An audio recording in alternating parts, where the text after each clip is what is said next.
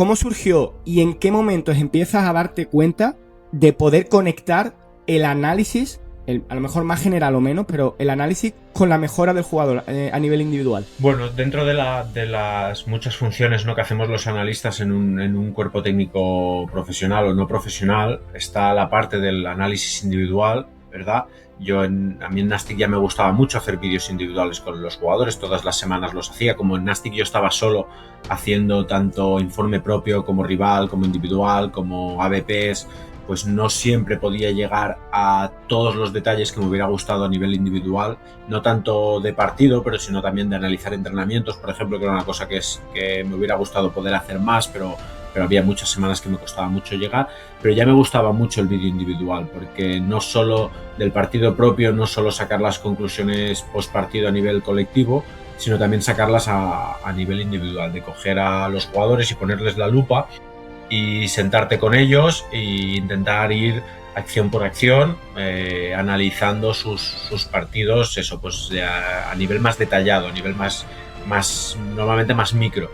Y pues de ahí sí que es cierto que en Nastic nunca lo llevamos tanto al entrenamiento como lo estoy haciendo aquí, obviamente. Hola, ¿qué tal? Estamos en otro capítulo más de Clave Analista. Hoy estamos con Jaume. Bienvenido. Muchas gracias por la oportunidad, por darnos este espacio de visibilidad. Muy bien. Jaume García, bueno, vamos a empezar un poquito por saber quién eres, tu historia, formación, experiencia, y luego ya nos metemos en materia. Así, resumiéndolo, intentándolo resumir rápido, empecé mi carrera como entrenador en el equipo de mi ciudad, en Valls. Al tercer o cuarto año de entrenador estuve media temporada en Reus. En aquel momento todavía el Reus era el Reus que conocíamos en antaño, con el primer equipo en la segunda división. Justo fue el año antes de la desaparición por los problemas económicos. Pero en Reus, como digo, solo estuve medio año porque me fui a trabajar a una academia de China. En aquel momento tenía tan solo 19 años, pero bueno, tenía muchas ganas de salir de casa y ver cosas nuevas. En China solo estuve una temporada, que fue la media esa temporada que me fui de Reus, porque allí las temporadas, como ya sabéis, en Asia funcionan un poco diferentes. Aquella media temporada y la 17-18, y ya para el verano del 2018 ya me incorporé al Nastic de Tarragona, y en el Nastic es pues donde he crecido exponencialmente. Entré como asistente del Juvenil División de Honor, ya con Dani Vidal, que fue la persona que me dio la oportunidad, de asistente del Juvenil División de Honor. Cuando él pasó a La Pobla, que es el filial del Nastic en tercera federación, pasé también a asistente de La Pobla con él. Luego él subió a primer equipo. Cuando él sube a primer equipo como segundo entrenador de Raúl Agné, yo paso a ser primer entrenador del Juvenil División de Honor. Estoy en el Juvenil División de Honor 2 temporadas, y luego cuando él pasa a ser primer entrenador del primer equipo, vuelvo a subir con él al primer equipo, en este caso en el rol de analista. Estuvimos 2 temporadas. La primera es la que quedamos segundos detrás del Deportivo La Coruña y jugamos el famoso playoff contra el Málaga, que por desgracia lo perdemos en el minuto 122 de la prórroga.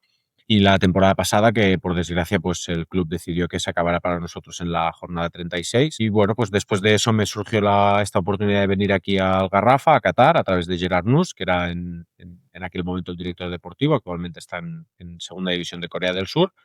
Y aquí hago la función de lo que ellos le llaman individual development, que nosotros seguramente en España le llamaríamos más entrenamientos por demarcación, entrenamientos individuales, al final, como lo queramos traducir un poco. Lo primero que sí me gustaría recalcar es el camino de segundo entrenador, primer entrenador, analista, cuánto de relacionado está todo, y parece que o eres analista, o eres entrenador, o eres segundo entrenador, y gracias a Dios no funciona así. Y hay mucha gente que todavía no se da cuenta que sabiendo de fútbol y siendo entrenador, después tienes otras muchas más opciones, como puede ser analista o segundo entrenador o entrenador individual o de desarrollo o lo que sea, pero para mí eso es la clave. Y bueno, también yo sí tengo que decir que yo soy de Málaga, así que yo ese día que hubo el ascenso, la verdad, lo siento, sí que estaba contento, muy, muy contento, porque también había muchos chicos, de hecho los hay ahora en la primera plantilla, que yo los tuve en el División de Honor. Y bueno, fue algo también grande para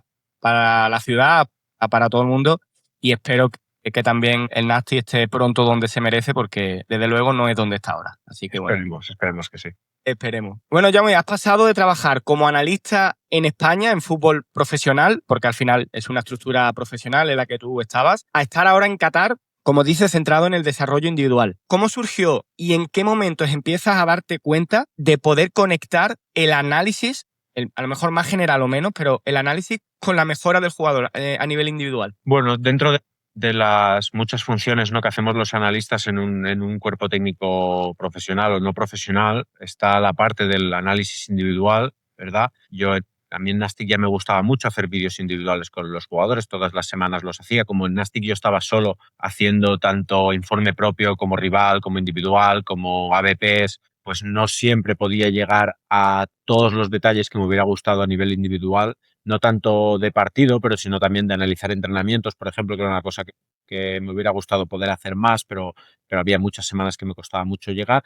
Pero ya me gustaba mucho el vídeo individual, porque no solo del partido propio, no solo sacar las conclusiones post partido a nivel colectivo, sino también sacarlas a nivel individual, de coger a los jugadores y ponerles la lupa y sentarte con ellos e intentar ir acción por acción, analizando sus partidos, eso, pues a nivel más detallado, a nivel normalmente más micro. Y pues de ahí sí que es cierto que en Nastic nunca lo llevamos tanto al entrenamiento como lo estoy haciendo aquí, obviamente.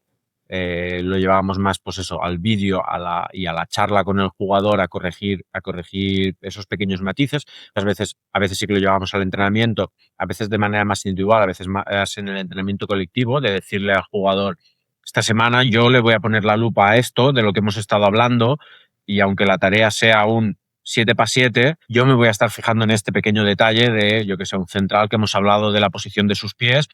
Me voy a estar fijando en esto y voy a ser tu Pepito Grillo y voy a estar toda la semana, que cada vez que pase esto, porque lo hagamos bien o porque lo hagamos mal, te lo voy a recordar para que intentemos ser conscientes. Entonces, digamos que al final, pues en esa faceta de analistas, siempre me ha gustado mucho lo individual. A mí, de los 4 informes, ¿no?, que hace un analista, ¿no?, propio, rival, ABP, individuales, bueno, ahí podríamos añadir el quinto, que serían los individuales rivales también. A mí el individual propio ya era seguramente el que más me gustaba. Ese rato de sentarte esos 10, 15 minutos, 5 con el jugador, depende de la longitud del vídeo, ya era la parte que más me gustaba. Muy interesante, porque siempre decimos que si haces mejor al jugador de forma individual, al final el colectivo también lo va a notar de manera positiva. Pero para entender un poco los roles diferentes, explícanos así brevemente cómo era tu semana tipo como analista de equipo, por así decirlo, a nivel colectivo, como pudiera ser en el Nastic, y cómo es tu semana tipo dentro de lo que es un departamento individual de mejora.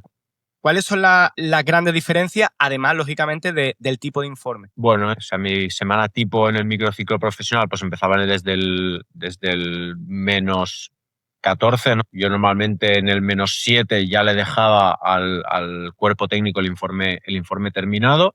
Luego a ese informe normalmente le añadía el partido, es decir, yo intentaba tener el informe terminado antes del último partido del rival y luego añadíamos ese último partido, y luego ya empezaba en el +1 nuestro informe propio, que va acompañado de nuestros informes individuales. Eso es lo que te ocupa normalmente el +1, y a partir de lo que sería el +2 o -5, como le queramos llamar, pues es ya empezar a hacer el informe del rival, pero que no es de esta semana, sino que es el de la semana siguiente, obviamente, a una semana vista. 2, 3 días de hacer el informe del rival, normalmente hacia viernes, sábado, hacia el de las ABPs, y ya pues eso, cuelgas ese, te esperas a que el rival juegue el último partido. Además, luego en la primera ref añadieron los partidos de los viernes. Entonces, bueno, pues puede cambiar un poco cuando haces cada cosa, porque igual tú juegas el viernes, el sábado ya has hecho tu informe propio, pero igual tu rival no ha jugado hasta el domingo, por lo tanto ese partido no lo vas a poder ver hasta el lunes. Entonces, bueno, pueden cambiar un poco los días, pero va un poco así. De cara al fin de semana, finales de semana, el lunes es entre el informe propio y el último partido del rival. Todo el resto de la semana es el informe del rival, y a final de semana normalmente las ABPs. Y durante el partido, ¿qué rol tenías tú? Durante el partido también hacer los cortes en directo. Estábamos durante los 90 minutos en llamada con el segundo entrenador, con Iván Moreno, comentando las acciones, hacer los cortes en directo. Normalmente entre el minuto 38 y 42 bajarme al descanso, preparar los 3, 4, 5 clips que le quería enseñar al míster, que creía que el míster iba a poder querer poner en pantalla para los jugadores, o igual también alguna vez un poco más a nivel individual, de que cuando el míster acabe la charla, coger yo a un jugador un segundo y decirle: ostras, fíjate en esto para la segunda parte. Pero normalmente más a nivel colectivo, coger esos 2, 3 clips que creo que al míster le van a interesar, y prepararlos para ponerlos en pantalla si el entrenador lo considera oportuno. Y a nivel individual ahora, ¿cómo es un poco tu semana en este nuevo rol, digamos? Bueno, aquí la semana, pues digamos que está menos enfocada en el partido, porque está más enfocada en una planificación de los contenidos de los jugadores por posición. Sí que es verdad que yo a principio de temporada lo que hice fue un poco una batería, una enciclopedia de qué quería de cada posición, qué quería trabajar, qué tipos de conceptos, y luego lo Los que me... KPI, los KPI un poco enfocados a los KPI, ¿no? ¿Qué es lo Sí, que quieres por perfil y exacto. Y luego lo que me he ido haciendo es ir reciclando todo eso a medida que ha ido avanzando la temporada y hemos ido viendo partidos y partidos y jugando más partidos y jugando más partidos, vas viendo nuevos errores o nuevas cosas que se están haciendo bien y quieres potenciar y entonces pues vas añadiendo pues esos conceptos individuales o esas tareas o también al principio hacíamos mucha tarea más analítica, intentamos hacer un poco más jugadas para ver cómo ese jugador traslada eso que en el 1-1 obviamente lo hace porque tiene la cabeza puesta en lo que tiene que hacer, pero a ver si cuando lo pasamos al 2-2 o al 3-3 o al 4-4 lo sigue haciendo, o a la que la pelota fluye, como tiene que pensar en muchas cosas, ya no piensa en lo que queremos hacer. vosotros sois muy, o sea, trabajáis mucho a nivel analítico desde el principio o sois más de que intente encontrar la solución, pero siempre con un contexto? Porque eh, eh, tengo muchos debates sobre eso. De hecho, nosotros tenemos aquí un departamento de desarrollo individual y muchas veces vemos que los chicos trabajan de manera muy analítica, pero siempre con algún tipo de toma de decisión, de reacción, de scan o de lo que sea, para que intentar acercarnos lo más posible a eso. El eterno debate es tácticamente, si tácticamente podrá resolver ciertas situaciones, perdón, para que tácticamente pueda resolver ciertas situaciones, tienes que estar bien técnicamente o vamos a decir decente, pero muchas veces la parte técnica también vendrá condicionada por la parte táctica, si te sabes ubicar bien, si te perfilas bien, si te separas lo suficiente del rival, te facilitará el control, etcétera. ¿Hacéis mucho hincapié también en eso? Yo diría que la respuesta corta sería depende. O sea, las hemos hecho de todas las maneras, en el sentido de decir, por ejemplo, trabajando el despeje de un central, lo hemos hecho tanto de poner a los dos centrales y poner 4 o 5 jugadores que les echen balones desde diferentes zonas y simplemente repetir gestos técnicos y zonas hacia las que queremos los despejes, ¿no? Depende de dónde estés ubicado, hacia dónde queremos que despeje, depende de la trayectoria de la que viene el balón, cómo queremos que despeje, es decir, más técnico con ese pequeño connotación táctica de hacia dónde lo queremos orientar, cómo hacer exactamente lo mismo, pero poniendo toda una línea de 4, poniendo una posición real, o no poniendo la línea de 4, solo poniendo los centrales y poniendo a un punta, poniendo 2 puntas, poniendo media punta, poniendo unos extremos que se mueven y centran desde diferentes zonas, poniendo un medio centro que pasa la pelota y la pasa a diferentes zonas antes de que se produzca el centro. Es decir, las hemos hecho de todas las maneras cuando hemos querido hacer un enfoque más técnico, cuando hemos querido hacer un enfoque más táctico. Al final, como dices, las dos cosas siempre están relacionadas la una con la otra, pero hemos hecho tareas más de un tipo y tareas más del otro, también dependiendo de la edad del jugador Claro. y del día de la semana. Obviamente, cuando los cojo en un -1, tengo que tener un poco más de cuidado porque los entrenadores ya me aprietan que un -1, uy, vigila, no sé qué, y si los cojo en un -4, pues obviamente me dan más libertad. ¿Qué cambia tu forma de entender el fútbol desde que pasas a analizar equipos a tener que intervenir mucho más directamente sobre el propio jugador de forma individual? Bueno, yo creo que pues cambia la. Yo creo que un poco, yo siempre digo que los entrenadores son un poco la frase esa que se dice no la cabra tira al monte. Cuando estás en una función, yo creo que siempre le quieres dar mucha importancia a tu función, ¿no? Para intentarte sentir muy realizado contigo mismo. Entonces, cuando eres entrenador, lo importante es el entrenamiento. Cuando eres el analista, es que es muy importante el análisis. Cuando eres el individual, es que son muy importantes los conceptos micro, ¿no? Entonces, siempre quieres intentar sentirte realizado y darle mucha importancia a este tipo de cosas y es cierto que desde que estoy en esta función pues llevo mucho más el análisis a este tipo de cosas, obviamente porque es lo que necesito para el día a día, pero yo que sé, me pongo a cortar la semana pasada el Arsenal Manchester City y no solo corto comportamientos colectivos como he hecho siempre desde el punto de vista del analista, sino que también busco muchos clips a nivel individual que el día de mañana me pueden servir para enseñárselos mañana o pasado al central de nuestro sub-14 o de nuestro sub-17 o al delantero, un movimiento de Haaland individual de yendo a segundo palo y luego a primero, para enseñárselo esta tarde a nuestro delantero. No solo a nivel colectivo, cómo presionó al Manchester City al Arsenal, que también es interesante, que también es lo que he hecho siempre como analista, sino también pues esos clips más individuales que también me sirven para lo que hago ahora. Sí, además justamente he estado viendo una acción en la que el lateral izquierdo del Manchester en el gol de Haaland, de cómo se mete por dentro y cómo lo que hace es bloquear que el central pueda salir para que Doku se pueda meter hacia adentro y golpear o pasar. Digo, hay que ver los detalles, pero en cada una de las posiciones, cada uno de los jugadores, se ve a Haaland forcejeando con el central, en el momento exacto, separarse lo necesario para golpear. Si son micro detalles, acciones muy micro en cada uno de los jugadores, en cada momento, es súper interesante. Pero yo creo que al final hay muchos analistas, o podríamos llegar a ser muchos analistas, lógicamente depende del club, de lo que quieran invertir en analistas individuales, colectivos, lo que quieras, pero la pregunta que te hago es, ¿qué crees que hace falta o que le hace falta a muchos analistas para que su trabajo de verdad tenga un impacto? Porque podemos tener mucho. Te puedo dar información, te puedo ayudar a cortar, te puedo dar los vídeos, pero para que tenga un impacto real, ¿qué crees que está haciendo falta a los analistas? Yo creo que lo más importante, primero, hay una parte, digamos, de conocimientos, o sea, de conocimiento y de ojo, o sea, hay que ser capaz de ver las cosas.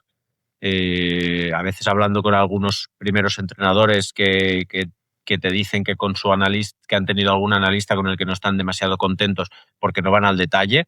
¿Cómo juega el rival? No, el rival presiona, ya, pero presiona no me vale. Es decir, quién presiona, cómo presiona, depende de qué perfiles jueguen, de qué presiona no me sirve. Eso obviamente es lo primero y luego y yo creo que es muy importante que sepamos separar la paja de lo realmente importante, que seamos capaces de llevarle al míster lo que el míster necesita. Obviamente ahí también tiene que haber hay una parte de confianza con el entrenador, de buena relación con el entrenador, de entenderse con el entrenador, de saber qué es lo que quiere el entrenador. Cuando tú analizas a un equipo, no lo puedes analizar igual si lo analizaras para enfrentarte con... Es decir, tú no podrías analizar igual si al Betis, si te vas a enfrentar al Betis con Osasuna o te vas a enfrentar al Betis con el Barça, porque te tienes que centrar en cosas muy diferentes. Es cuando digo lo de que tienes que ser capaz de separar la paja de lo realmente importante, que es lo que es realmente importante para nuestra manera de ser o nuestra manera de trabajar, nuestra manera de jugar, qué es lo que realmente crees que puede llegar a marcar la diferencia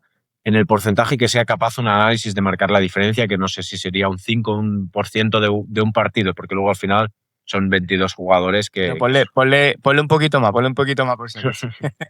Oye, pero al final yo creo que eso que comentas es muy interesante, pero creo que depende mucho de lo que el entrenador te pida, ¿no? Me explico. Yo he tenido entrenadores que me han dicho, dame un informe del rival, me da igual lo que quieras hacer, pero necesito saber cómo defienden, cómo atacan y tal. Hay otros entrenadores que me han dicho, quiero el informe del rival de los 2 últimos partidos más el partido contra nosotros. Y hay otros entrenadores que me han dicho, dime solamente la fase ofensiva de ellos, porque la defensiva me da igual, porque somos tan buenos con balón y tenemos tantas cosas que los vamos a superar, hagan lo que hagan. Al final, si tú juegas contra el Barcelona o juegas contra el Osasuna, lógicamente no es lo mismo, pero dependerá del entrenador si de verdad quieres saber cómo ha jugado ese equipo contra un rival parecido al Barcelona o parecido al Osasuna para encontrar pues ciertos patrones o debilidades o lo que sea. ¿Tú te has llegado a encontrar esa situación de tener la libertad, entre comillas, de decir, oye, yo analizo lo que yo crea conveniente o por el contrario, te han dicho muchas veces, no, solamente quiero los 2 últimos partidos, o los 3 últimos partidos en casa, o los 2 últimos partidos fuera porque el rival viene a nuestro campo a jugar, o algo así? Bueno, es que yo como analista en Nasty, como siempre he trabajado con Dani, y con Dani pues ya veníamos de trabajar juntos tanto en el filial como en el juvenil, pues la confianza que tenemos entre nosotros es enorme y él pues eso, confía mucho en mí y me deja un poco elegir. Al final, obviamente, el analista, el entrenador, depende cómo estén montadas las oficinas, comparten despacho, comparten mesa o comparten lugar de trabajo, ¿no? Entonces al final es una comunicación de a diario, de decir, ostras, mister, pues he visto un par de cosas que me sorprenden, ¿hacia dónde quieres que lo enfoque? Mira, por ejemplo, un caso muy peculiar fue el informe del año pasado de la Ponferradina. La Ponferradina con Javi Rey de entrenador jugaba todos sus partidos como visitante con línea de 5, todos sus partidos como local con línea de 4, todos. Entonces, bueno, pues es una casuística que como analista pues, haces el informe de los dos, pero obviamente venían a nuestra casa, entonces entiendes que si llevan 6, 7 jornadas seguidas jugando fuera con línea de 5, pues obviamente preparas el informe con la línea de 5 y entonces los partidos que ha jugado en casa, pues entre comillas, no te sirven de tanto. Claro. Pero bueno, lo preparas por si acaso, no sea que le dé por cambiarlo esta semana, porque tampoco no es lo mismo ir como visitante a según qué tipos de terrenos de juego que venir como visitante a un terreno de juego como el que teníamos en Tarragona, que el campo estaba espectacular. Entonces, bueno, pues por si acaso preparas los dos, pero obviamente te tienes que centrar en lo que crees que va a ser lo más probable que suceda, lo que crees que va a ser lo más importante y luego, pues eso, del informe. Sí que hay patrones más a nivel micro que igual se cumplen en los dos, ¿no? Seguramente los comportamientos individuales de los jugadores cambian por la formación, pero luego habrá ciertos hábitos individuales del jugador que si son suyos individuales, si el extremo siempre se va por fuera, da igual que juegues con 5 o con 4, se va a ir por fuera. Claro. No, de hecho, añadiría una cosa más y es el buen analista o buen asistente al ir a ciertos detalles, como por ejemplo nos pasó no hace mucho, que el rival siempre jugaba con línea de 5. Lo que tú decías más o menos, pero era contra equipos de superior clasificación con línea de 5 y los que no con línea de 4. Y resulta que te pones a ver un poco la plantilla y tenían 5 centrales, de los 5, 2 lesionados, uno sancionado. Hostia, igual, aunque venga a jugar contra un equipo de mayor nivel, igual vienen con 4 porque no tienen más. Al entrenador, yo creo que les ayuda mucho y los valora mucho. De hecho, para mí siempre la frase es, por lo que hemos visto, tal, tal, tal, tal. Pero lo que pueden hacer es o esto o línea de 4. Porque tampoco te vas a pillar los dedos de no, van a hacer esto seguro. Porque, joder, si supiéramos exactamente lo que va a pasar, no estaríamos aquí. Estaríamos seguramente en alguna playa allí en Maldivas o algo con el dinero de la lotería. Pero, oye, y si lo preguntamos al revés, ¿qué le falta a muchos entrenadores para aprovechar mejor todavía o al máximo el análisis, ya sea a nivel individual o colectivo? Supongo que aquellos entrenadores que no lo aprovechen al máximo igual será porque no creen tanto en ello. Hay muchos entrenadores, por ejemplo, tengo un amigo que es además muy buen entrenador, pero que siempre cuando hablamos de este tipo de cosas me dice, para mí el fútbol es mucho más sencillo que eso. Luego, realmente para él el fútbol no es sencillo porque lo lleva mucho al detalle, lo lleva todo muy ultra estructurado y tal, pero luego en cuanto a lo que es pues, ese análisis que nosotros como analistas hacemos, él lo ve de otra manera, él lo ve mucho más tanto desde la pizarra como desde el entrenamiento, ¿no? Por decirlo así, mucho más que desde la pantalla o desde el vídeo o desde el dibujito, ¿no? Entonces, bueno, yo creo que es un poco la manera de verlo de cada uno. Y como te decía antes, yo creo que los analistas pues lo queremos ver importante porque nos queremos sentir realizados con nosotros mismos.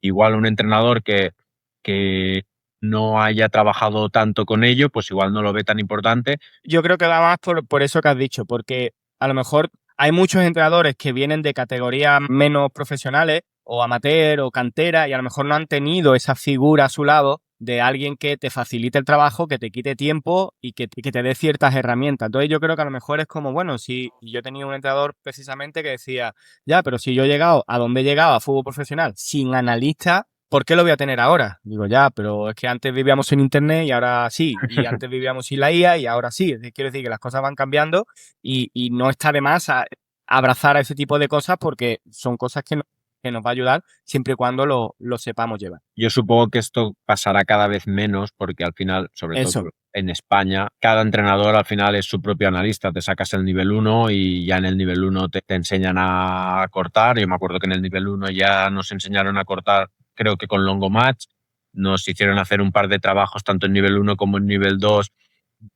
Primero, pues en el nivel 1 uno más básico, luego en el nivel 2 me acuerdo que ya eran analizar una posición durante un partido de fútbol, que me acuerdo que era un Barça-Madrid y tenías que analizar a los 6 mediocentros de ese partido, además menudos mediocentros, ¿no? Porque eran Modric, Kroos, Casemiro, Busquets, Xavi, Iniesta, si no recuerdo mal, igual en lugar de Xavi era Rakitic según la temporada, pero eso ya te obligan a cortar y yo creo que ya sales de aquel momento, yo pues en eso, en aquel momento pues tenía 17, 18 años y ya te pones a entrenar y ya piensas, si el club me pone las facilidades de tener una cámara, si no, pues grabaré con el móvil y ya me haré mis propios cortes, aunque sea para el KDTA de mi pueblo. Eso, yo creo que eso cada vez pues, está más a la orden del día, que todos los entrenadores son capaces de hacer el suyo propio. Yo estoy de acuerdo y repito que para mí un analista lo ideal es que hubiese sido o que sea entrenador y que tenga experiencia entrenando como asistente. No lo digo por el punto de vista de que no sean capaces de hacerlo,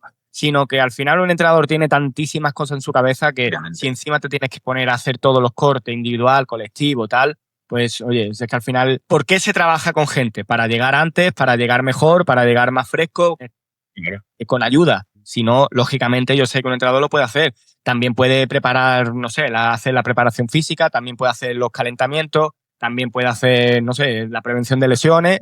Claro, Claro. si no, Sí, sí, sí. lo tiene que llevar todo. Como el Pero entrenador bueno, del juvenil que está solo en el cuerpo técnico y lo hace todo. totalmente. Si ese entrenador en 6 años llega a primera federación, también será capaz de seguir haciéndolo todo, pero seguramente no lo harás con la misma calidad, es imposible. Totalmente. Y encima cobrando muy poco y cobrando mal y tal. Pero eso, ahí es cuando hablamos siempre del barro, ¿no? De echar horas y horas en el autobús, de Correcto. cobrar muy poco, de cortarte el dinero con la gasolina, pero son los cimientos que después hacen que la casa se construya. Bueno, si pasamos al segundo bloque, hablaríamos de metodología del análisis y la verdad que estoy muy intrigado por por todo tu proceso, cómo has estado trabajando, cómo has llegado a donde estás. Y te quiero preguntar que cuando analizas un partido, ¿cuál es tu proceso, así a forma de resumen, cuál es tu proceso hasta llegar a conclusiones claras? Es decir, ¿cómo lo estructuras? ¿Qué metodología tienes?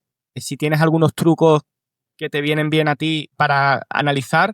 En este caso, hablamos de, sobre todo a nivel colectivo, análisis de equipo. Bueno, yo diría que el primer paso, seguramente casi todos estaremos de acuerdo, el primer paso es asegurarnos de la formación, aunque luego, bueno, pues siempre se diga, ¿no?, que la formación es un número de teléfono, que los jugadores se mueven, obviamente, pero lo primero pues, es intentar un poco detectar cuál es más que la formación, la estructura, ¿no? Pues si eso, pues si defienden de 4, si defienden de 5, si un pivote, si dos, si uno se adelanta, si no se adelanta, un poco intentar detectar esas posiciones bases, sobre todo, pues depende del tipo de informe, depende de la categoría. Hay categorías donde te lo dan, hay categorías donde no, y hay veces que los informes que te genera Y Scout en según qué categorías son más fiables, en según qué categorías lo son un poco menos. Empezar un poco por ahí y luego a partir de ahí pues empezar a detectar comportamientos. Yo siempre por nuestra manera de haberlo trabajado estos años, siempre nos hemos centrado principalmente en 4 cosas que lo resumiría en cómo te enfrentas a la primera línea del rival, por así decirlo, y cómo es tu primera línea ante mi primera línea, es decir, cómo eres ante una salida y cómo presionas la salida del rival, entendiendo que hay equipos que no presionan, hay equipos que no salen en corto, con todos los matices que se pueda suponer, y luego cómo defiendes tu primer tercio de campo, tanto cómo lo defiendes como cómo lo atacas. Entonces, digamos que siempre lo he centrado mucho en cómo eres en tu primer tercio y cómo eres en el último tercio, tanto con como sin balón, porque al menos en mi forma de entenderlo, yo diría que lo que pasa entre esos 2 tercios es donde está el mayor número de dependes, ¿no? Es decir, tú si le preguntas a un entrenador cómo quiere atacar el área, casi seguro que lo tiene muy claro. Si tú le preguntas a un entrenador cómo quiere salir ante presión, te explicará 10 salidas diferentes ante 10 presiones diferentes. Pero si le explicas qué va a hacer entre medias, ahí es donde están los dependes. Depende de estas 10 salidas que te acabo de explicar, cómo llegaremos a atacar el área como la quiero atacar, que seguramente también te explicará 10 maneras de atacar el área. Entre estas 10 salidas y entre estas 10 maneras de atacar el área, ahí hay muchos dependes que son esos conectores, que obviamente también hay muchísimos patrones y muchísimos hábitos que se repiten y analizar, pero digamos que yo siempre me he centrado más en cómo se inicia y en cómo se acaba. Es una forma que la comparto 100% y que además empecé a trabajarlo de forma más directa cuando José Matáis estuvo aquí en Singapur, que estuve con él, y me decía lo mismo. Dice, e incluso se centraba mucho más en el último tercio, porque decía, tengo tantas opciones a la hora de la salida de balón que me da igual cómo presionen, porque sé que la voy a superar. Entonces, no quiero. Vale, dame una idea de qué pueden hacer, sobre todo, más que en estructura, si presionan o no, si son más agresivos o no, pero lo que me interesa saber son los movimientos de los centrales, si salen, si no salen, la distancia entre los laterales y el central, si defienden primer palo, si miran atrás, qué hace el lateral opuesto, etcétera. Como más simplista todavía. He entrevistado a gente y he hablado con un montón de amigos que van a todo, o sea, intentan analizarlo todo, salidas por dentro, por fuera, si salimos por dentro, después aquí X número de pases en el mismo carril y después cambiamos obligatoriamente, bla, bla, bla. Digo, ya, pero ¿y si damos o sea, 3 pases en el mismo carril y podemos seguir avanzando y llegar hasta el área rival? ¿Por qué tengo que, ¿sabes? ¿Por qué tengo que cambiar? Entonces, bueno, me interesa mucho esta forma de analizar porque también creo y soy fiel defensor que cuanto más simple se haga, mejores resultados se va a hacer. No quiere decir que no se entre al detalle, pero que se vaya muy simple. Así que hay cositas que has dicho que me las quedo. Sí, yo siempre he sido partidario. Sí, cuando estuve de profe en el curso de entrenadores, tanto en el nivel 1 como en el nivel 2, alguna vez en alguna clase les enseñaba mi panel a los alumnos y flipaban porque yo soy de cortar con muy pocos botones, porque yo veo esos paneles que tienen 100 botones diferentes Total. y los propios alumnos me decían, no, es que yo tengo un montón de botones. Le decía, ya, pero yo no quiero cortar lo que pasa en la zona 2, si no voy a cortar primero lo que ha pasado en la zona 1, porque si no sé lo que ha pasado en la zona 1, es que esa balón a la zona 2 ha llegado dependiendo de lo que ha pasado en la zona 1. Entonces, me voy a intentar centrar en las partes que son un poco más controlables, que son esas partes de las áreas que normalmente intentamos controlar un poco más cómo queremos estructuralmente que nuestro equipo salga, que nuestro equipo defienda, etcétera, que no tanto todos esos dependes que ocurren entre medias, que como dices tú, luego se analizan al detalle si es un equipo que la gira muy deprisa, que acumula más pases, dependiendo de lo que haga el rival, si es un equipo que acumula muchos jugadores en el lado de balón o es un equipo que tiene una estructura más abierta para llevarla de un lado al otro. Obviamente no dejamos de ir al detalle, pero como decía antes, no podemos, sobre todo los que trabajamos solos o con un cuerpo técnico pequeño, no podemos intentar analizar todos los cuadrados del campo al 100% porque es imposible. Sí, además, justo por eso lo decía, porque por desgracia todavía la mayoría no estamos en cuerpos técnicos con 8 analistas, donde cada uno puede dedicarse a una parte muy específica.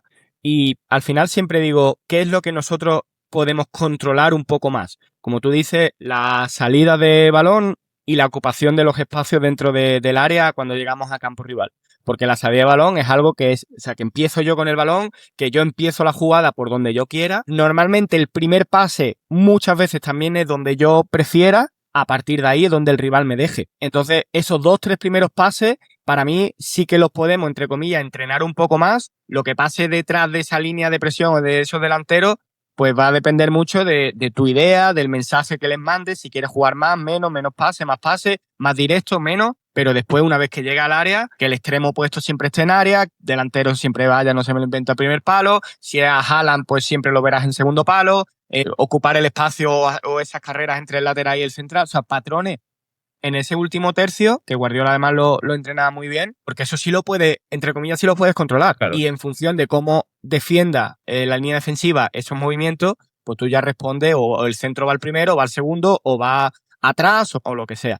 Así que, pero cuando tú estás analizando, qué tipo de preguntas te haces constantemente? Porque, ¿sabes lo que a mí me pasaba? Ahora ya no tanto, pero a mí lo que me pasaba era que a lo mejor estaba pensando en la presión del rival, y de repente se me iba la cabeza, me desconcentraba y me ponía a mirar, pues no sé, la bicicleta que ha hecho no sé quién, o la pared que han hecho no sé cuánto para salir de la presión, o tal. Me hice como un post-it de algunas preguntas que siempre tenía que tener respuesta, pues la mayoría de las veces, porque era lo que el entrenador quería. Entonces, ¿hay algún tipo de preguntas que tú siempre te hagas a la hora de estar analizando? Yo creo que la pregunta, al menos en la forma en la que yo he analizado, que la verdad es que la de los post-its es muy buena, me la apunto para mí, me pondré post-its en el portátil.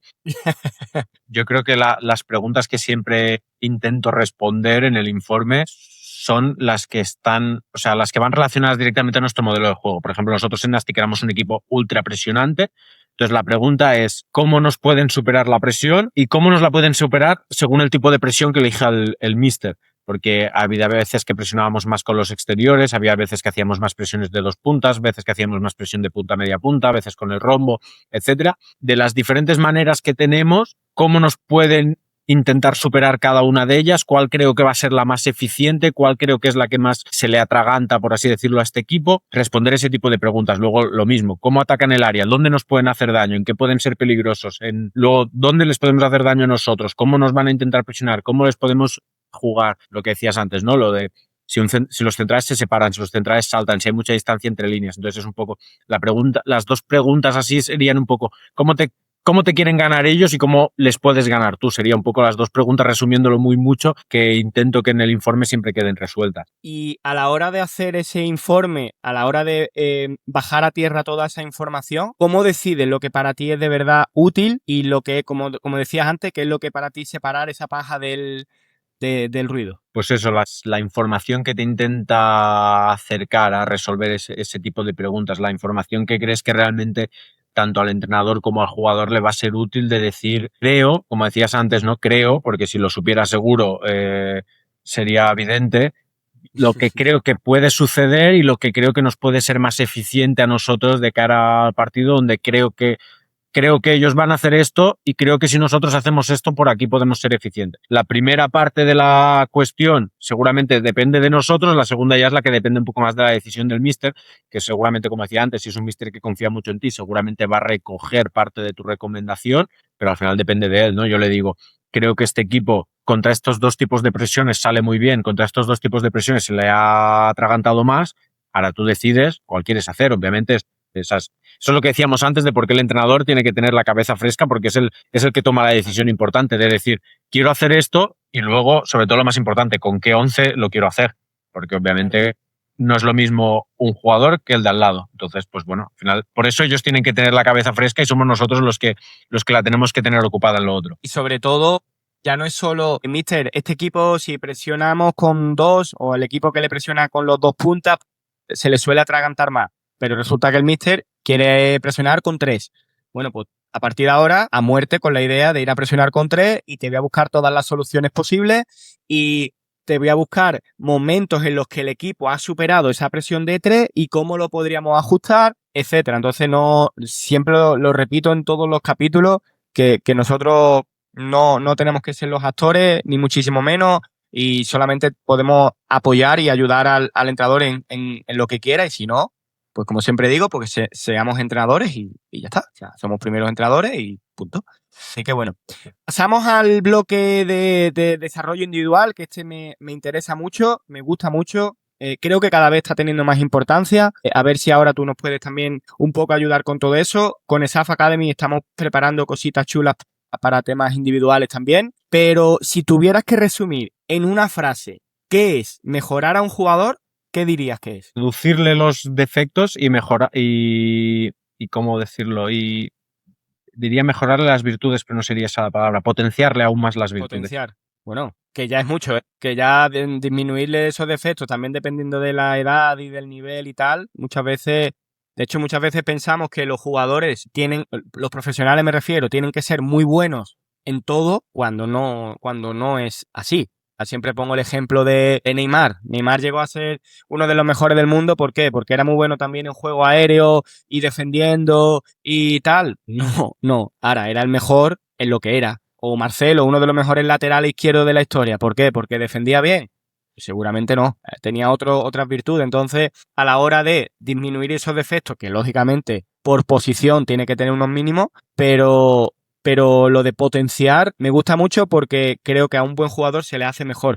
De hecho, creo que lo he contado alguna vez. Había algún club en España en el que en su cantera trabajaban, por ejemplo, hubo un año en el que trabajaban los mediocentros para que marcaran más goles. ¿Por qué? Porque era un club en el que se potenciaba mucho la cantera y la venta futura de posibles jugadores de la cantera. Entonces, un mediocentro que marque 10 goles por temporada seguramente vale más que uno que no. Entonces era como cosas muy específicas, pero pensando más en lo bueno que es y cómo mejorarlo, que en esas cosas malas intentar taparlas. Como tú comentas, hay ciertos defectos, entre comillas, tío, que si quieres llegar a ser profesional y no controlas un balón, entonces lo llevas chungo. Claro, yo creo que sobre todo cuando hablo de intentar mejorar esas pequeñas debilidades que tenga el jugador, sobre todo las que estén más relacionadas con su demarcación, teniendo en cuenta que al final estamos hablando de jóvenes, que yo principalmente trabajo desde el sub 14 hasta sub 19 y cuando puedo con el sub 13, al final esos jugadores pueden cambiar de demarcación en cualquier momento de su trayectoria, entonces tampoco te puedes centrar solo en eso, pero obviamente esas virtudes que estén más esas debilidades y esas virtudes que estén más relacionadas a su demarcación. Obviamente si el delantero centro que es un poco más débil en el 1-para-1 defensivo, pues bueno, pues eso, pues es un delantero centro, pues seguramente no te vas a hacer centrar en ello. El problema es si el que es débil en el 1-para-1 defensivo es el lateral. Ese lateral sí que le vamos a intentar dar unos hábitos. Y luego intentar darles abanico de recursos y sobre todo yo hay uno con el que tengo un poco de obsesión, que es el uso de la pierna no dominante. Trabajo muchísimo el uso de la pierna no dominante en los trabajos individuales. Muchísimo, muchísimo. Lo importante que es un Santi Cazorla de turno, gente de este estilo que va a sacar un córner y te dice, ¿Mister, cerrado o abierto? O sea, me parece un vacile grande, pero me parece muy interesante. Nosotros tenemos un jugador que realmente no sabe si es zurdo o es diestro y es una maravilla porque al final tiene más incertidumbre en el rival, no sabe si te va a salir por un lado o por otro. Y ya no solo por eso, ya es por resolver situaciones del juego que te sean más cómodo. No digo que seas ambidiestro o ambizurdo, pero oye, que por lo menos que puedas controlar decentemente, que puedas dar un pase de 20 metros decentemente o que puedas hacer una pequeña conducción con cualquiera de las dos piernas. O si el rival te viene por este lado, lo normal es que conduzcas con la pierna que está más alejada, pero es mi derecha. Yo la derecha, vamos, ni para subir al autobús. Entonces me hubiesen quitado muchos balones por no saber conducir con la pierna no dominante cuando la presión estaba por este lado. Y hablando de trabajo, o sea, de tu trabajo, ¿qué hace un entrenador individual de desarrollo? Es decir, ¿qué has preparado? ¿Cómo lo preparas? ¿Qué entrenas? ¿Qué horarios tienes? ¿Cuándo entrenas? Cuéntanos un poquito así tu día a día Pues a en tu mí, club. por desgracia, me gustaría trabajar muchísimo más de lo que trabajo, obviamente. O sea, me gustaría tener muchísimo más rato con los jugadores, más tareas durante la semana, más momentos con ellos.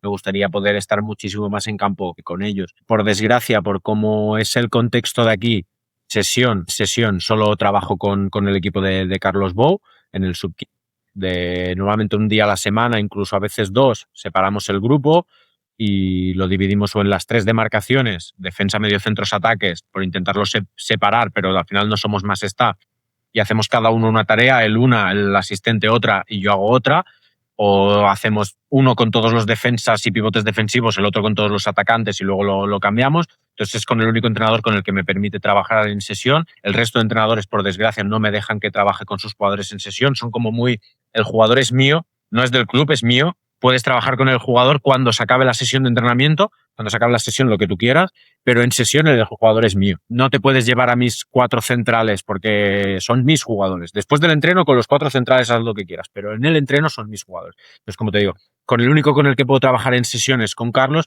con el resto de los equipos trabajo en post-sesión. Y ya, como te he dicho antes al principio, obviamente pues cambia un poco mi rutina, que sea un -4, que sea un -1, cambia un poco que sea un sub-13, que sea un sub-19, un -1 con un sub-19, pues obviamente pues vas con un poco más de cuidado. Los jugadores del sub-13 pues al final llevan menos carga y tal. Y también pues un poco lo mismo, ¿no? Si la idea que tengo es trabajar algo un poco más táctico, por ejemplo con los mediocentros, alguna tarea que hemos hecho alguna vez de juegos directos y segundas jugadas, de velocidad en la recogida, haciendo una tarea que igual solo es un 2-para-2, pero es bastante grande, bastante demandante, obviamente esa tarea no la voy a planificar para el -1, seguramente incluso tampoco para el -2, la voy a poner a principio de semana.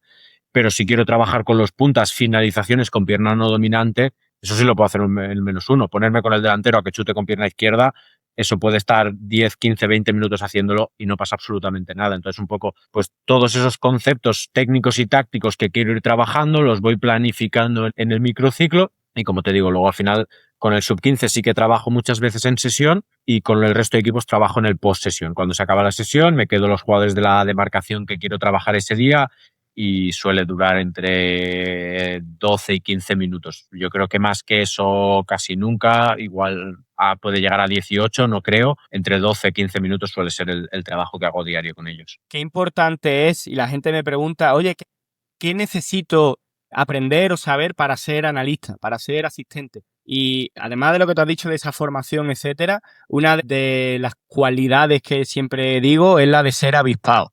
¿Qué quiere decir con eso? ¿Cuánto de importante es saber lo que tú acabas de comentar de esa carga física sin ser a lo mejor preparadores físicos ni nada por el estilo, pero entender del fútbol, tener esa experiencia y saber que un preparador físico quizás nunca haría eso o en un -1, Claro. por lo tanto, tú no eres nadie para hacerlo tampoco en un -1, lógicamente, y Peor aún es si no le has preguntado al preparador físico o al asistente o a quien sea, oye, esta tarea, ¿cuándo la puedo hacer? ¿Es conveniente hoy? ¿Por qué? ¿Por qué con este jugador sí? ¿Por qué con este no? Porque tengo entendido también que hay países, no sé si allí también, en la que los chicos de los clubes se van con selecciones, entrenan 1 o 2 días a la semana o juegan partidos con la selección, etcétera, durante la semana, por lo que a veces no se puede ni preparar entrenamientos con esos propios jugadores y los cuales a un -1, a un -2 llegan con una carga de que acaban de jugar un partido y eso también hay que manejarlo. O, imagínate que tú no llegas a pensar eso o el simple ego, vamos a decirlo así, de decir,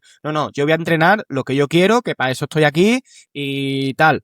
Y ahora entrenas eso, el jugador se lesiona o no, no rinde bien en el partido, ahí ya estás muerto. Claro, es que ¿cómo va a rendir si viene de hacer 25 sprints con el entrenador individual, etcétera? Muchas veces ya no es solo conocimiento y experiencia, es también, tío, leer las cosas, saber oler las situaciones, hablar con la gente, entender lo que está pasando, porque no es todo, tengo el nivel 2, el nivel 3, el UEFA no sé qué, y ya soy súper súper top, que muchas veces no tiene nada que ver con eso. Y para mí, incluso más importante es transformar todo ese análisis que tú comentas que vas haciendo en trabajo individual. ¿Tú cómo lo transformas? Es decir, ¿cómo es ese proceso desde que empiezas a analizar a un jugador hasta que entrenas con él? Yo creo que el proceso es realmente el mismo que el de un analista colectivo o el de un primer entrenador, ¿no? Yo creo que el proceso un poco de un microciclo competitivo, ¿no? Va un poco a cómo ha sido lo que hemos visto de nuestro partido y lo que creemos que son las claves del rival. A partir de ahí diseñamos tareas de entrenamiento, juegos durante la semana para preparar el partido. Primero hay un análisis,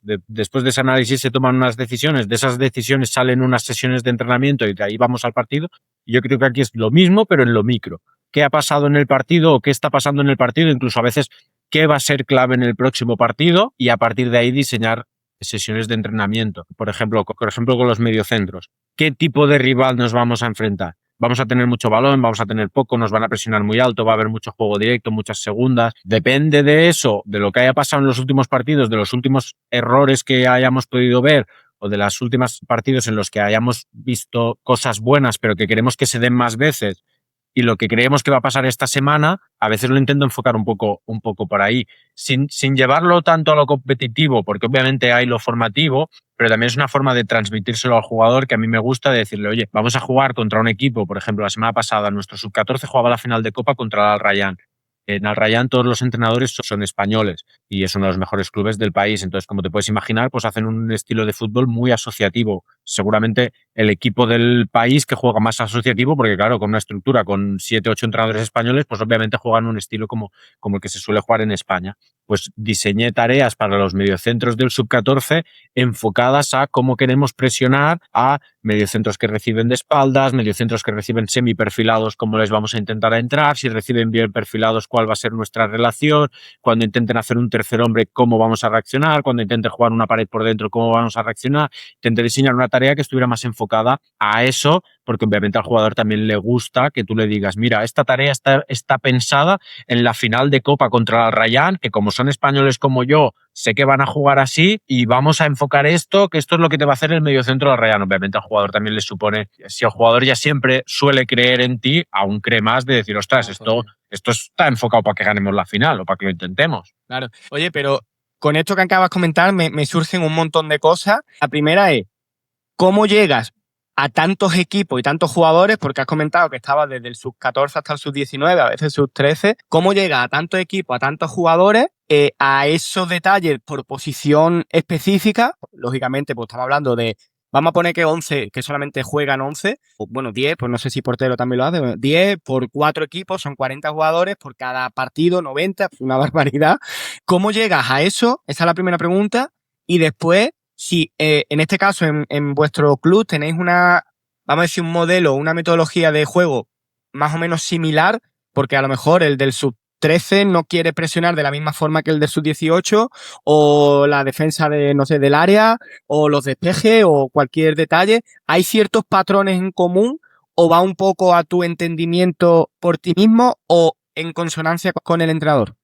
Intento llegar a todos los equipos porque prácticamente veo todos los partidos, o sea, los partidos prácticamente los veo todos. Si no es que coinciden y son en campos diferentes, entonces obviamente no me puedo multiplicar, pero si los partidos son en horarios diferentes, suelo verlos todos de la semana. Que el que menos es el sub-13, porque es bueno, al final pues desde el principio se decidió 14, 15, 17, 19 y 13 cuando se pueda. Entonces, hacia final de temporada me he intentado enfocar un poco más en el 13 porque ha sido el equipo que durante el año he trabajado menos con ellos y ahora desde febrero, enero he intentado trabajar un poco más con ellos y he intentado rebajarles un poco la carga a los del sub-19 también porque su calendario estaba muy cargado con muchos partidos entre semana y tal. Y luego lo que me decías en cuanto a modelo, por desgracia no. A cada entrenador es libre albedrío, cada equipo juega como quiere. Entonces, bueno, pues es un poco lo que las primeras semanas fue un poco adaptativo de ver cada entrenador que quiere. Y luego, siendo sinceros, por desgracia, hay entrenadores que, por ejemplo, el ejemplo que decías, no le dicen a sus jugadores cómo quieren la defensa del área. Le quieren que la defiendan, obviamente, porque no quieren... Yo quiero que no me marquen goles. Exacto. Ya veremos. Entonces, ¿yo qué hago con los jugadores de ese equipo? Les enseño la forma que si yo fuera el entrenador creo que es más eficiente. Entonces, les intento enseñar un poco, pues digamos, la mía. Si yo fuera el entrenador, defenderíais el área así. Con el entrenador que tenéis, no sabéis cómo la queremos defender, porque el entrenador no os lo ha dicho. Solo quiere que la defienda porque no quiere recibir goles, obviamente, como todo el mundo, ¿no? No quiere recibir goles porque quiere ganar. Pero no os ha dicho cómo. Entonces, yo os digo mi cómo y vamos a trabajar en base a él. Claro. Sí, a ver, claro, lógicamente lo ideal sería que tú estuvieras en un solo equipo en el que estuvieras solamente con tus jugadores en los que conoces el modelo de juego exacto y perfecto, en los que cuando vayas a entrenar con esos chicos te dé el visto bueno, entre comillas, el entrenador de ese aspecto en específico y tal, de cómo defender el área o lo que sea. Pero claro, habiendo tantos clubes, tantos equipos dentro de un mismo club y tantos entrenadores, entiendo que es diferente, pero sí que yo sí que comparto una idea de, como tú dices, tiene que haber ese libre albedrío porque al final, si no, también estamos como muy encorsetados a tener que jugar de una misma forma, pero sí que por lo menos tener ciertos aspectos, los que sea, que o bien que estén bien definidos o bien que sean los mismos. Por ejemplo, hablamos de defensa del área. Quiero que el primer central vaya al primer palo libre y el segundo vaya a marca.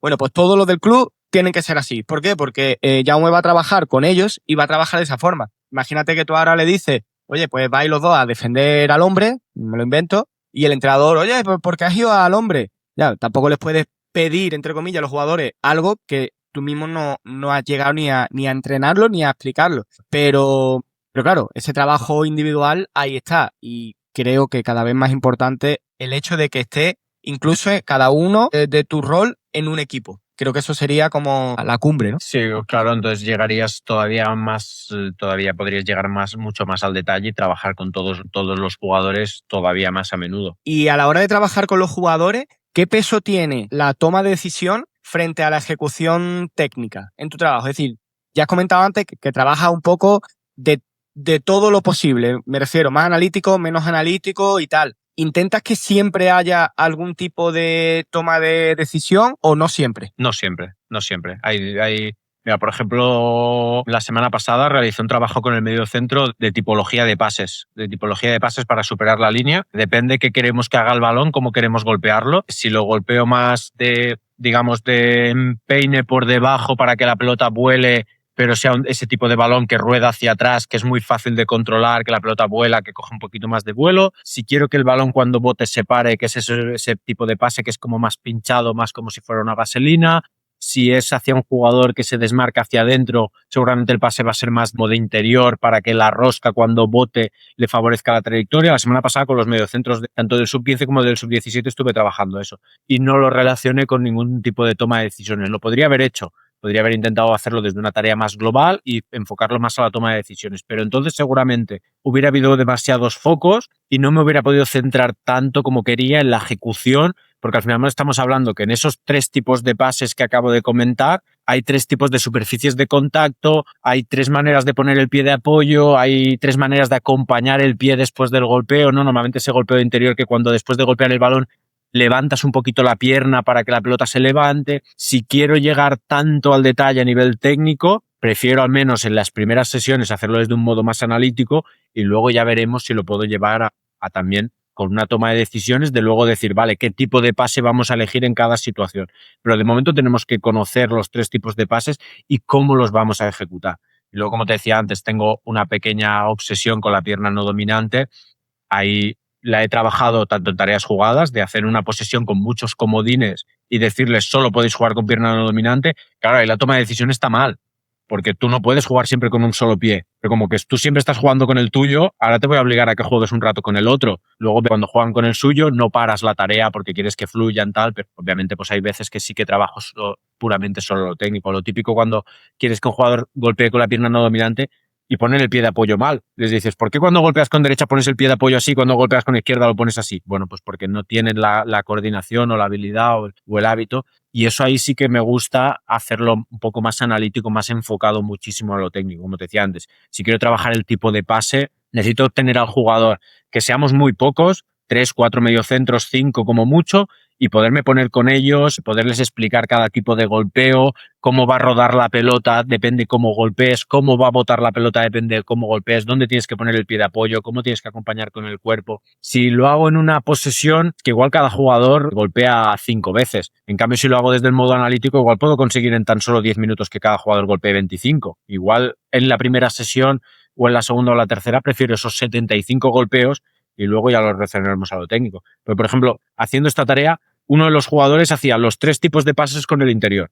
Tanto el pase más largo, como el pase más pinchado, como el pase más favoreciendo carrera, los 3 con el interior, porque es un jugador que siempre golpea como el interior. Obviamente, si es eficiente, deja que el jugador haga un poco de esto, pero vamos a intentar descubrirle nuevas formas y que luego él decida si se siente cómodo y se siente eficiente con ellas, si las quiere adoptar en el partido o no. Obviamente el primer día no lo va a hacer, pero a ver si conseguimos generar un hábito, si lo quiere comprar. Luego, si el jugador es eficiente en su forma, pues vamos a dejarle que lo haga como le acerque al éxito. Claro, de hecho, es lo que hablamos antes, la parte analítica no la podemos separar, pero si ahora, poniendo el ejemplo que has puesto en el medio centro, pues tu balón largo, que bote, que tal, que ruede. Si él no está acostumbrado a dar con esa superficie de contacto, lo mejor es que tenga los menos focos posibles, las menos distracciones posibles, que se centre solo en eso, y una vez que vayas viendo que va mejorando ese aspecto, entonces sí podemos ir aumentándole un poco, no sé, la dificultad, ya sea de alguien que viene presionándole o un jugador que ya está corriendo o determinar un espacio para que unas canastas Correcto. para que enceste o cualquier cosa. ¿Cómo consigues medir, más allá de la vista, supongo, cómo consigues medir si un jugador está mejorando o solamente está entrenando bien? Principalmente hay 2 maneras, yo creo. La primera, que es la obvia, viendo los partidos y viendo si alguna de las cosas que se van trabajando van apareciendo y se van haciendo mejor, obviamente teniendo en cuenta que yo tengo un porcentaje pequeño del mérito y al final el que está siempre con ese jugador es el entrenador, obviamente. Entonces, y yo tengo un porcentaje de responsabilidad sobre el jugador, pero al final el entrenador es el que está 1 hora y media con él durante 4 días a la semana. Bueno, obviamente, cuando un jugador hace bien, no me pongo la medalla de que lo ha hecho bien por mí. Lo ha hecho bien porque el proceso de entrenamiento durante varias semanas está siendo el correcto. Pero ver si se da durante los partidos, sobre todo por eso, porque si tú le dices al jugador, si tú te pones a solas con el jugador y le dices tienes que hacer esto, lo va a hacer. Pero lo importante es luego cuando hay un 11 para 11 y hay muchísimos focos, lo va a seguir haciendo, pues ahí es el partido en el que ves si realmente lo está aplicando o no. Y luego aquí se da una casuística que es muy común que vengan jugadores a probar. Vienen jugadores de fuera y se meten en el entrenamiento. Y es como habitual en el país que les des la oportunidad de que hagan una sesión contigo, 2 sesiones contigo, 3 sesiones contigo para ver si tienen nivel para quedarse o no. Obviamente, si es un desastre, no les das tantas sesiones, pero si el nivel es medio, y como es un país tan pequeño y hay tanta falta de jugadores, siempre le das la oportunidad. Y ahí ves cuando un jugador que ha venido de prueba y La diferencia, ¿no? se queda en el equipo y por lo tanto ya pasa también a mi departamento, porque cuando está de prueba obviamente no me lo quedo en el departamento, cuando ya pasa al equipo y se entra en el departamento, cuando ves que, por ejemplo, la semana pasada, precisamente con el equipo de Carlos, estuvimos haciendo un trabajo de laterales, eran 6 laterales, uno de ellos es nuevo y había mucha diferencia entre cómo lo hacían los otros 5 y cómo lo hacía él. Obviamente ahí hay una parte de orgullo de decir, ostras, se nota, porque en agosto los 6 lo hubieran hecho igual y ahora hay 5 que no fallan un perfil, que tienen bien los pies, que usan las manos, que la distancia es buena, que etc, etc, etc. Y hay uno que ahora mismo el pobrecito es el pulpo en el garaje. Pues obviamente te paras Todavía un no. poco más, trabajas con él, etcétera, para explicarle las cosas que le explicaste a los anteriores pues hace 5 meses o 6 meses. Sí. Sobre todo, yo creo que la clave la acaba de decir en esa última frase, en los últimos 5 o 6 meses. La gente quiere muchas veces resultados ya y sobre todo en tu departamento, en este caso, en todo lo que tiene que ver con la individualización, hay que dar tiempo, hay que dar margen, hay que dejar trabajar Y creo que eso es, por desgracia, uno de los grandes problemas que muchas veces tenemos en fútbol, y es que no nos dejan trabajar como de verdad quisiéramos. Pero bueno, son cosas que a lo mejor a veces no dependen de nosotros y bueno, adaptarnos a las circunstancias. Bueno, vamos al último bloque. ¿Crees que el futuro del fútbol va hacia un trabajo más individualizado del jugador? Hemos visto, tenemos una entrevista con Rodrigo, que hablaba de la importancia del entrenador de porteros. Ha mejorado mucho los porteros en los últimos años. ¿Por qué? Entre otras cosas, por cambios de modelo de juego, por lo que quieras hablar, pero también porque hay alguien que está trabajando con él todo el día, antes, después del entreno, post-entreno, durante, etcétera. Entonces, ¿por qué no, de alguna forma, extrapolamos eso a los jugadores de campo? ¿Crees que el futuro va hacia un trabajo más individual o no? A mí me cuesta de creer, la verdad. O sea, creo que el futuro a corto plazo, porque creo que ya está a la orden del día, va mucho hacia lo individual. Cada vez hay más, pues eso, trabajos individuales, analistas individuales y tal, pero creo que eso siempre va a formar parte del todo. Igual como el portero tiene un especialista, pero luego el portero hace una tarea o dos tareas al día con el grupo y hace el plan de partido con el grupo y hace el trabajo de ABP defensivo con el grupo y hace ciertas tareas con el grupo, luego hace las suyas específicas. Creo que va a seguir siendo así, que el grupo trabajará junto en el 70, 75, 80% del tiempo, no sé exactamente cuánto, pero que luego, pues bueno, pues que cada vez más hay esa lupa de eso, pues esos analistas individuales, esos trabajos individuales, tanto de campo como de fuera de campo, que creo, bueno, pues eso, que cada vez se va más al detalle en todo y seguramente, pues si en un futuro a corto plazo cada vez serán más equipos los que lo harán, pero no creo que una cosa sustituya a la otra, ni mucho menos. ¿Y qué papel crees que va a tener el desarrollo individual en los próximos años? Y si lo ves igual de, entre comillas, importante en categorías más de formación o ya en categorías más de rendimiento. ¿Cómo de importante lo ves ahora y cómo de importante crees que va a ser en un futuro? Tal y como estaba acabando la respuesta, estaba pensando, pero me he centrado mucho en el profesional y no en el formativo. Creo que en el formativo sí que es donde los clubes deberían de dar un paso hacia adelante en ese desarrollo individual. Yo tuve hace unos meses una videollamada muy interesante con el responsable del Departamento de Desarrollo Individual del Español, que es Edu Gasol, y me explicó cómo trabajar el Departamento Individual del Español.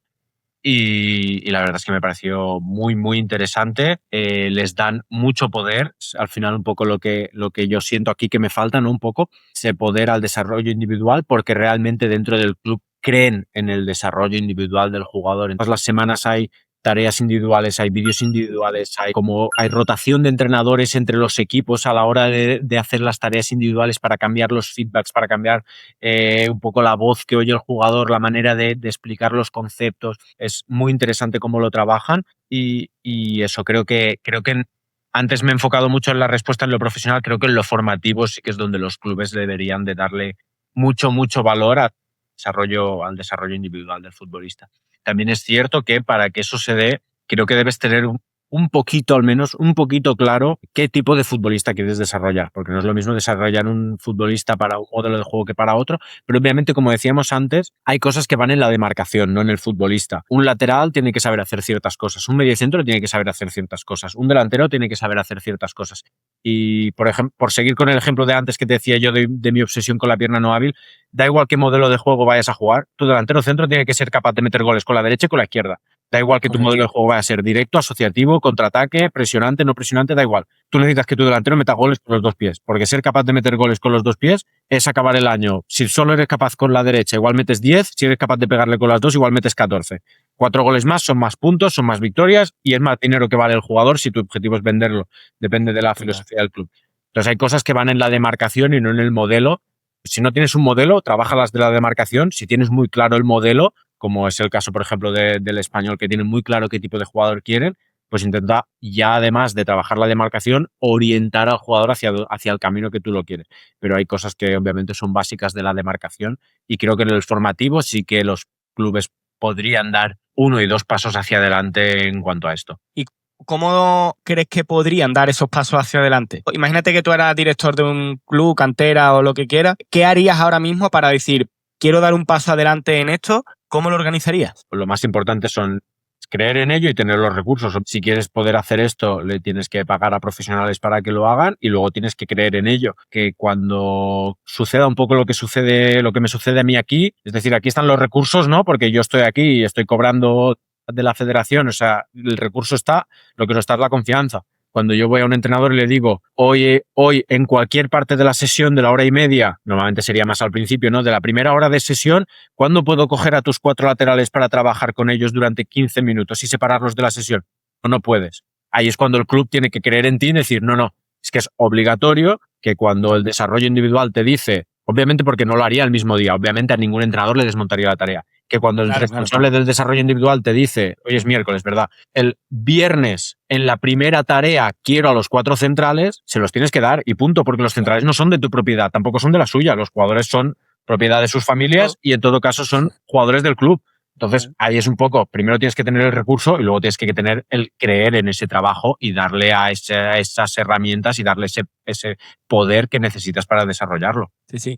No, y estoy pensando en lo que has comentado del delantero de marcar goles con las 2 piernas, que eso al final es bueno para todo, pero podríamos irnos a, ya no solo a meter goles, pero, no sé, me imagino a un extremo que esté contigo media hora, 3 días a la semana, para que aprenda a regatear por fuera y por dentro, por fuera y por dentro, por fuera y por dentro. Es que eso al final se puede traducir en muchos millones para un club, porque un extremo que sea imprevisible, que pueda irse por los 2 pies, por los 2 lados, que pueda usar los 2 pies, que tenga centro, cerrado, abierto, eso vale mucho. Hoy en día eso vale muchísimo. Creo que, como siempre digo, la inversión entre lo que te gastas para tener a alguien que mejora a tus jugadores al retorno futuro que te puede dar es, no sé, que creo que es irrisorio. O sea, no entiendo cómo los clubes no lo están haciendo mucho más. Y si encima tienen la idea de un perfil en concreto, más todavía. Sé que hay clubes en países nórdicos que se centran solamente en crear extremos, medios centros, medias puntas y delanteros.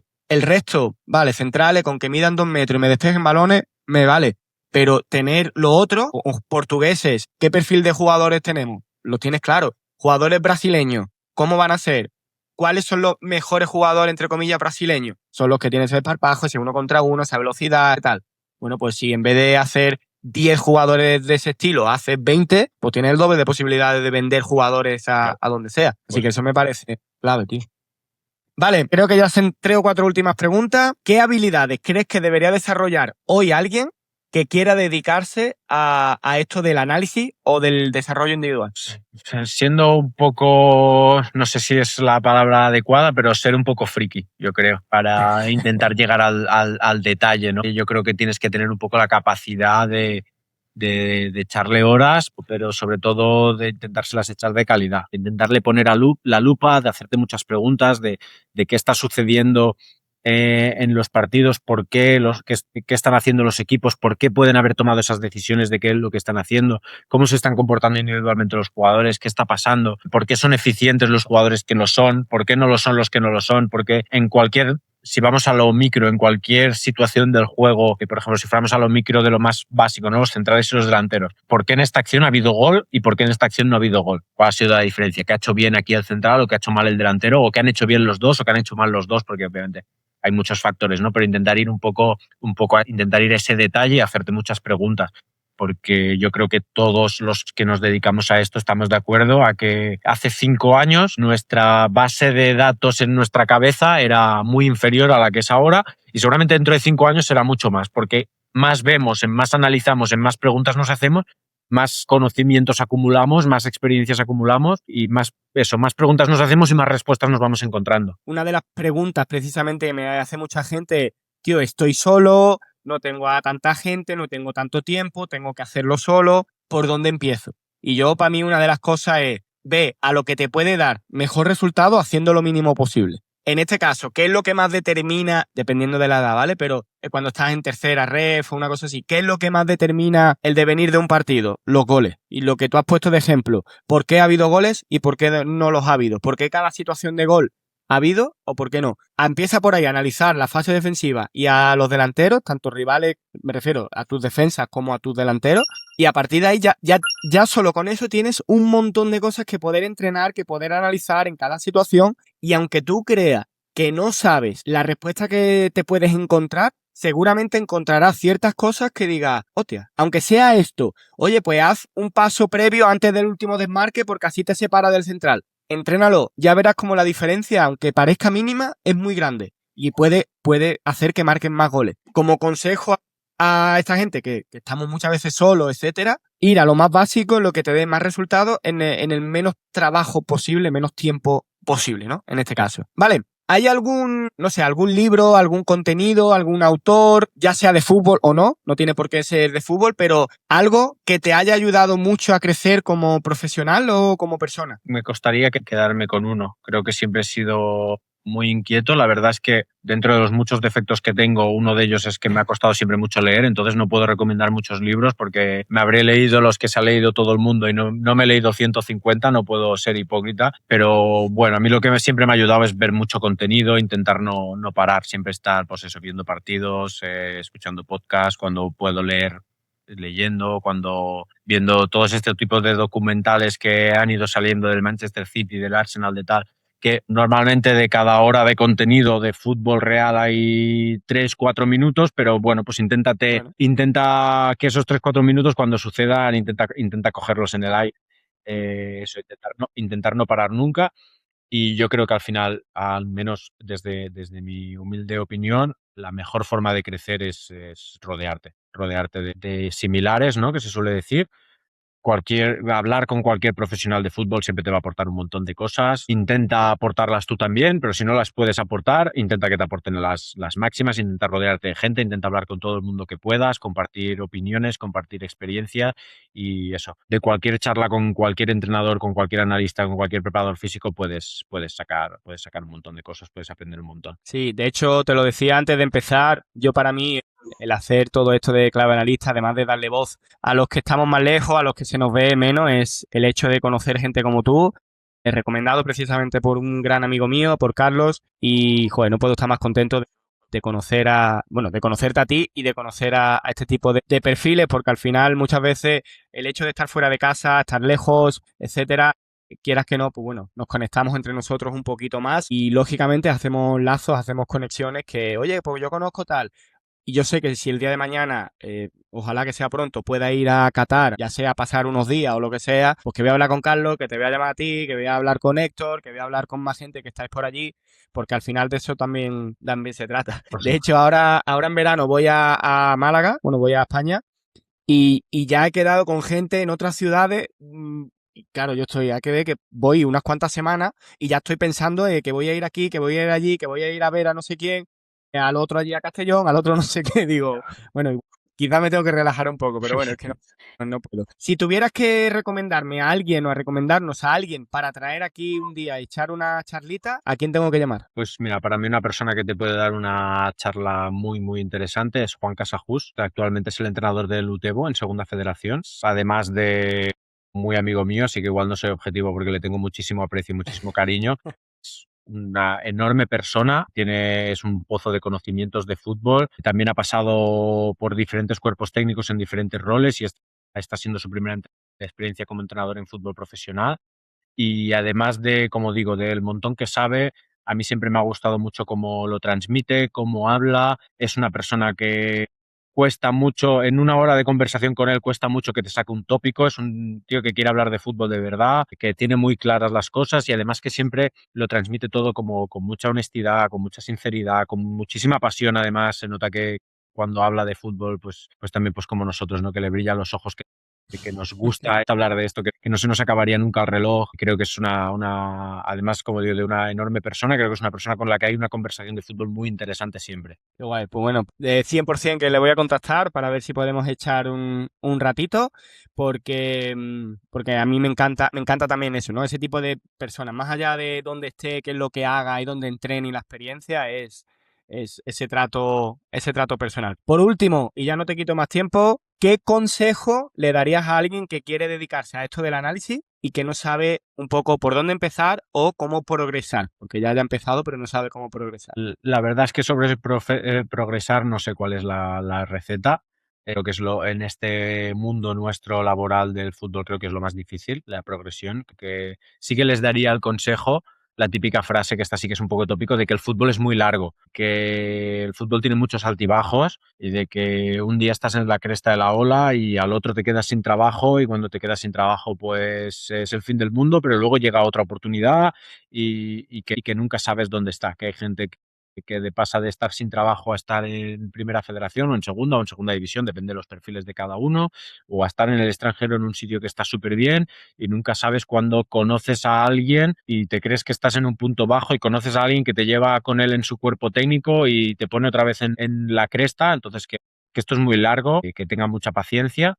Y eso, y los que están empezando, pues un poco lo que he dicho antes, intentarse rodear, intentar conocer gente, intentar hablar con gente que les pueda dar consejos como los que salen en estas conversaciones, y que no tengan miedo. O sea, nosotros, por ejemplo, siempre lo comentábamos en el cuerpo técnico de Nastic. Nosotros en Nastic todos los entrenamientos de la semana eran a puerta abierta, menos el -2, que era el día que hacíamos las ABPs. El resto de las semanas eran todos a puerta abierta y no venía nunca nadie. Nosotros lo decíamos, ¿por qué no vienen los entrenadores de fútbol base y vienen y preguntan y se implican y nos preguntan por qué hemos hecho estas tareas y qué hemos visto del rival y tal? Yo no tengo secretos. No creo que si le explico al entrenador del cadete B por qué hemos hecho este plan de partido contra la Ponferradina, vaya a llamar a Javi Rey y le vaya a contar el plan de partido. No creo que vaya por ahí la cosa. Y aunque se lo cuente, si Y es aunque que, se lo cuente, da igual, si seguramente Javi Rey sabe lo que le vamos a hacer. Entonces, claro. si no va a cambiar el partido. Entonces, que no tengan miedo de escribirle a la gente que tengan a su alrededor e intentar tener este tipo de conversaciones, tomarse un café con el entrenador que tengan más cercano. Hombre, igual si eres de Barcelona, intentas escribirle a Hansi Flick, hombre, igual Hansi Flick no se toma un café contigo, pero Igual no, igual sí. si le preguntas al entrenador del Cornellá o del Badalona o del Manresa o del Rubí en Liga Élite, el que sea, igual estos sí que se toman un café contigo o te hacen Claro. una llamada de media hora y te cuentan cosas muy interesantes. Pues inténtalo, el no ya lo tienes. Amén, amén, porque me parece clave, me parece muy importante todo lo que has dicho. Y yo, por ejemplo, soy el primero y que yo no soy nadie, ni por supuesto, pero que yo soy el primero que a mí cualquier persona que me escriba, oye, quiero hacer una videollamada, quiero tal, vamos, para adelante, buscamos el hueco. El problema que yo tengo son las diferencias horarias, pero por el resto, ojalá, ojalá. Por Así que supuesto. nada. Jaume, muchísimas gracias, un placer enorme de poder haber echado este ratito contigo y tío, mil gracias, que vaya todo bien. Espero verte algún día, de verdad, coincidir. Y no sé, no sabemos qué va a pasar la temporada que viene, pero ojalá que, bueno, ojalá no, sé que vas a estar en algún sitio top, en algún sitio chulo. Y bueno, pues si por lo que sea sigues en Qatar o donde estés, pues oye, quién sabe, lo mismo el año que viene me hago una escapada por algún sitio de eso y voy y os veo a todos por allí.